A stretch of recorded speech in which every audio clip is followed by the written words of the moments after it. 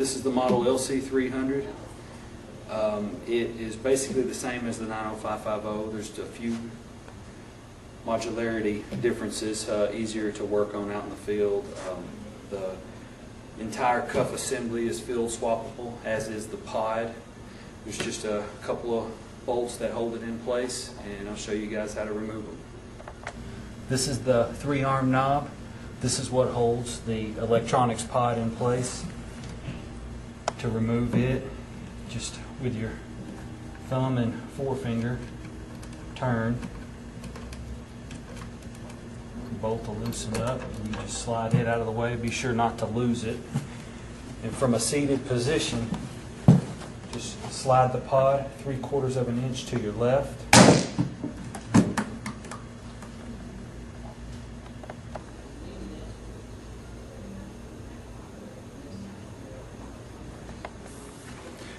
When you get the pod free, you'll notice 2 connections, one being the power, one the air hose, keeping the pod from coming off. You just want to tilt the pod over to the side.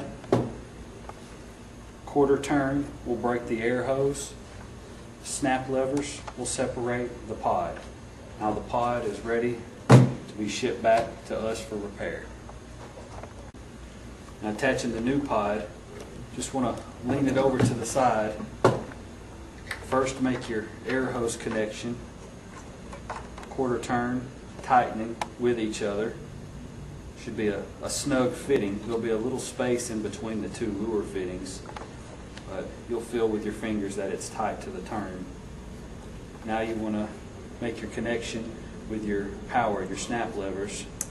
Push them in until they snap in place. Then take the pod, twist it around. Make sure that you don't kink up the hose. You just want to lay the power cables down in the bottom as flush as you can get them, and then line up the Mod E's studs with the Mod E's clips. The shoulder screws will fit right in place. When you position the screws the right way, the pod will sit flat on the riser plate, and it'll just slide 3/4 of an inch to the right. Now it's time for your 3-arm knob to go back in and hold it in place. Finger tighten and try to take a blood pressure test and make sure no hoses are kinked up. That's it. This section I'm going to show you how to remove the cuff assembly. There's 2 bolts, 5/32 Allen wrench.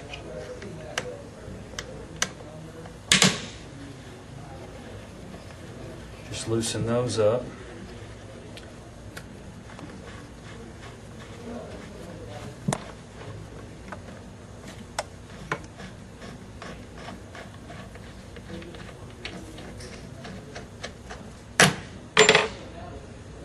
They'll need to be reused, so keep them close.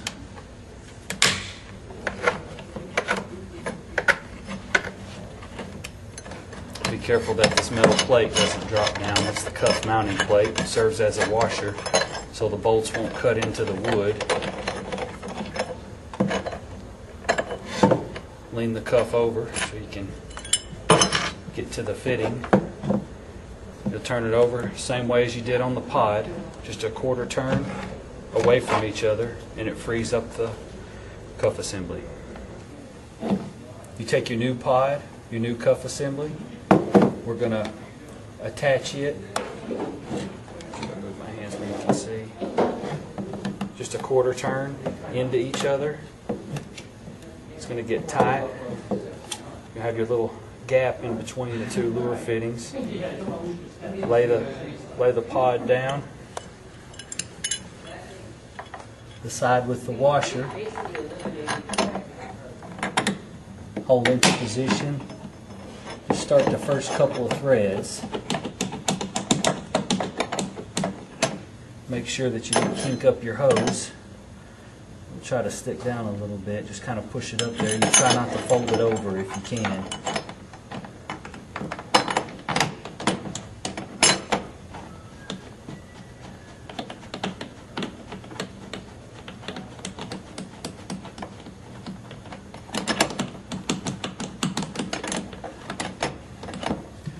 ready to be tightened down. Again, you're making sure that your hose is not in the way, because it'll kink it up and give you an error. You try to take a test on it.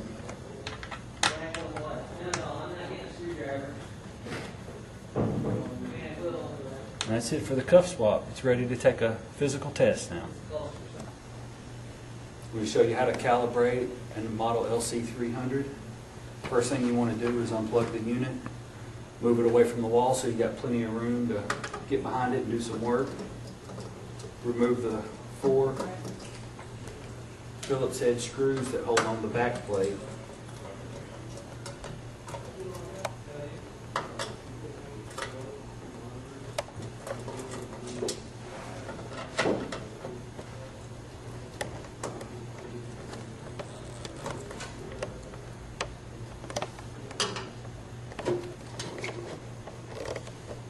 Set the back plate aside. We've got everything exposed back here. Make sure all the connections are good. Everything looks good in the unit. No hoses are pinched or kinked back here. Now you're ready to apply the power.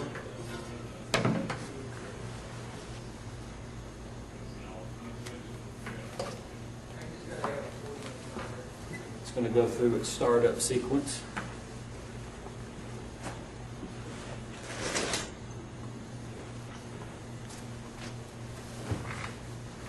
After it's done displaying the plays counter, you'll have 3 zeros will come up on your screen for normal operation.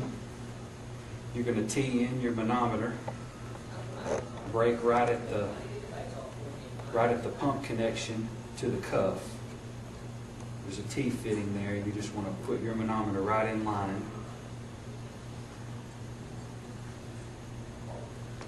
Make sure your test arm's in your cuff. Switch 1 to the on position. On the screen we'll say Cal 000. Make sure your manometer is at 0. There's no air in the cuff, no air in the line. Press the start button once. It says Cal 250. Close your manometer and pump to 250. You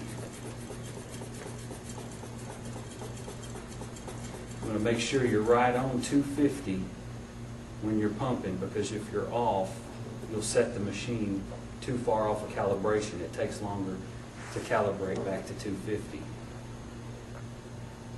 You want to check your leakage rate. Make sure it's not too fast. But right at 250, you're going to hit the start button.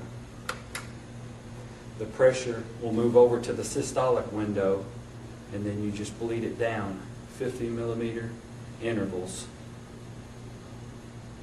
And verify that the reading on your manometer matches what's on the display. Stop at 200, 150, 100, 50, and then at 0. Make sure it's plus or minus 3 all the way around.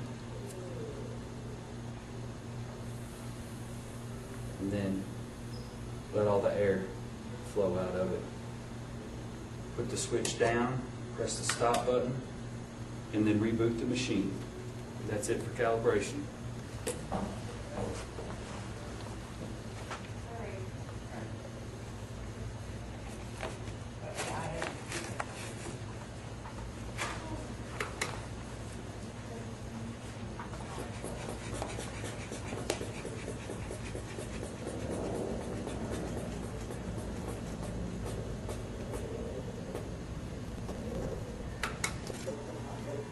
Pump to 250. Check for leakage, make sure everything's in line.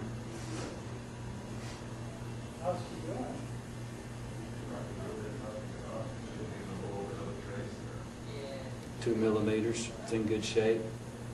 Go down to 200. Verify that the window coincides with what's on the manometer. 150, it's good there. 100, down to 50. Before you go to 0, we're going to check over pressure. Pump it back up.